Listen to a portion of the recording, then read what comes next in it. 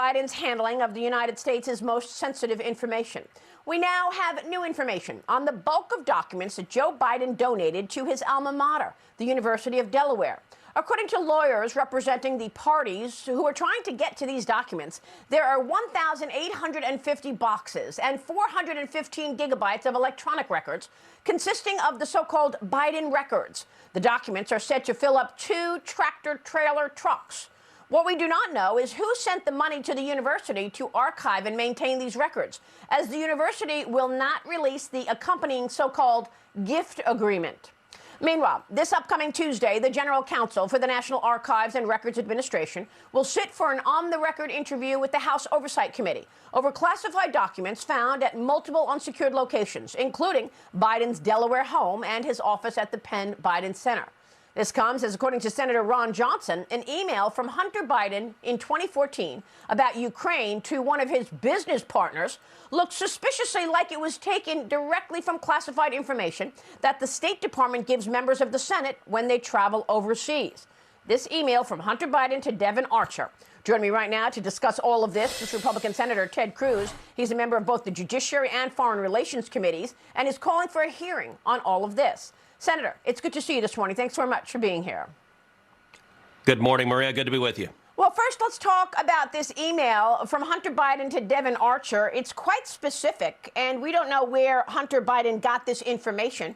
But as you know, your colleague Ron Johnson is raising his hand about it. The email reads, some sort of decentralization will likely occur in the East. If it doesn't, the Russians will continue to escalate their destabilization campaign, which could lead to a full-scale takeover of the eastern region, most critically Donetsk. The strategic value is to create a land bridge for Russia to Crimea. Your thoughts on this email and your calls to get a hearing on what specifically is in these documents that have been identified at unsecured locations? Well, the one thing we know for sure is Hunter Biden didn't write that. Hunter Biden is not an expert on Ukraine. He's not an expert on Eastern Europe. He's not an expert on Russia.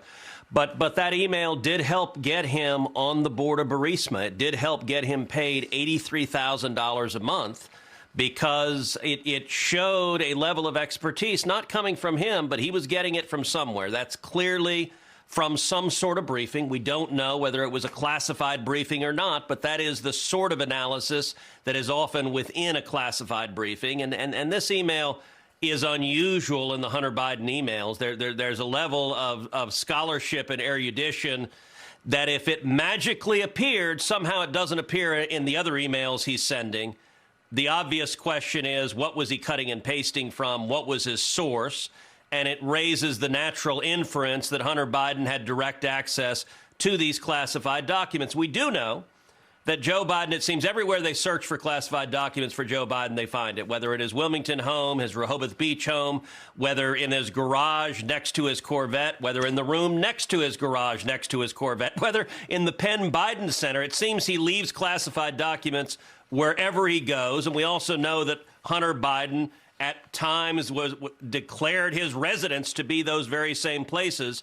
And so I believe the natural next step that is necessary is for the FBI to examine the 1,850 plus boxes of documents from Joe Biden's Senate tenure that's at the University of Delaware. And I also believe it is critical for the FBI to search Hunter Biden's home and office residences to make sure there are no classified documents there. Given all the evidence that's piling up, we need to ascertain who's had access to what and when. Senator, it's very concerning that we have no idea what these documents are. So I want you to talk to us about what these documents could be. You and your colleagues have been asking to get access to these documents. Certainly, every member of the Senate Intelligence Committee wants to see these documents. They say enough is enough, but the DNI said no. She just basically said no. And what we have here is a letter to Newt Gingrich, the former Speaker of the House, from the lawyers investigating this. And they are telling us that there's 1,850 boxes of the documents, enough to fill a tractor trailer, and the 415 gigabytes of electronic records. But the University of Delaware will not release who paid, who funded the archival and the maintenance of these documents. Was it Communist China? Well, that's certainly a reasonable inference. It seems Joe Biden, certainly when Joe Biden went to Penn, Communist China paid millions of dollars to fund what he was doing. And I got to tell you, the members of the Intelligence Committee that I spoke to were really frustrated. Both Republicans and Democrats were ticked off because essentially the administration said, go jump in a lake. We're not going to tell you anything. And that is thoroughly unacceptable. Look, there's a range of classified documents. I've read a lot of classified documents. Some are just general geopolitical observations. The consequences of that are not terribly significant. But there are other classified documents that involve sources and methods that implicate how we gather secret information. And some of the most delicate are those that can endanger the lives of covert operatives. We don't know if any of these documents fall into that category. There's an entirely different level that we need to know, which is whether any of these classified documents that Joe Biden had illegally in multiple locations involve his own family's business activities and potential corruption, whether they involve Burisma in Ukraine, whether they involve Communist China and the entities that were paying the Biden family millions of dollars. If he, in fact, had classified documents that implicate his own financial well-being, that raises the potential of very serious criminal liability. It's an issue I've talked about at great length on the podcast I do every week, Verdict, analyzing the legal exposure that Joe Biden and the Biden White House faces. Senator, you've been in the SCIF plenty of times. How do you get documents out of the SCIF? I mean, look, you have to sign in and you have to sign out. And when you sign out, you're making a commitment. I am not holding anything that I just looked at, aren't you? You are. The fact that he had documents from his Senate tenure, I have to admit, is baffling. I've been in the Senate 10 years. I can state to a metaphysical certainty there are no classified documents at my home. How do I know that? Because I've read classified documents in only one place. It is in the SCIF, which is a secure location in the basement of the Capitol. You go down and down and down the stairs. The reporters follow you as you're going, and they stop at the door. They're not allowed to go any further in. You go through a whole series of doors. It's almost like the opening of Get Smart, walking through a whole series of doors.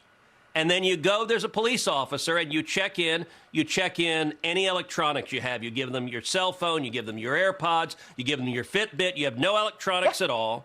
You go through a giant secure door, a second secure door, and you sign out any documents you're going to read. And you read them in that locked room. Right. And then you give them back the documents and you sign them back in, which means if you have them, I don't know how you get them short of, you remember when Bill Clinton was president, his national security advisor, Sandy Berger, who literally took classified documents from a SCIF, stuffed them down his underwear because he wanted to smuggle them out, and he wasn't very good at it. He got caught.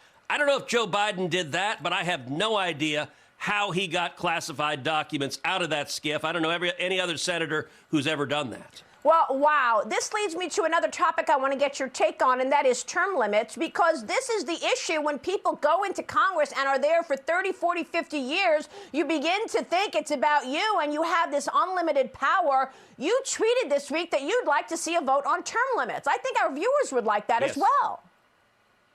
Look, absolutely. You want to talk about an issue that has widespread and bipartisan agreement.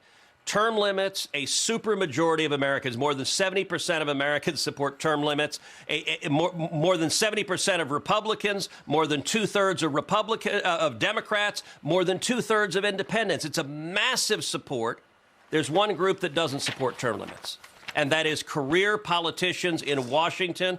All of the Democrats in the Senate oppose term limits, and all of the Republicans who've been there a gazillion years oppose term limits. I've introduced a constitutional amendment that would limit every senator to 2 terms, would limit every House member to 3 terms. I believe we ought to take it up and vote on it, because if we got career politicians out of Washington in both parties, there would be a lot less of the corruption of the swamp that is endemic and that sadly implicates both Democrats and Republicans. Well, will Chuck Schumer bring it to the floor? Sadly, I don't think he will. I will keep fighting. I hope the House brings it up for a vote. We're much more likely to get a vote in the House under Kevin McCarthy. But Schumer doesn't want to vote on this because Schumer wants to stay there 1,000 years. And I think some of our Democratic colleagues have been there 1,000 years. Yeah. Senator, thank you, and thank you for pushing so that our military gets what they are due after getting fired, and now you push to get that vaccine mandate eliminated.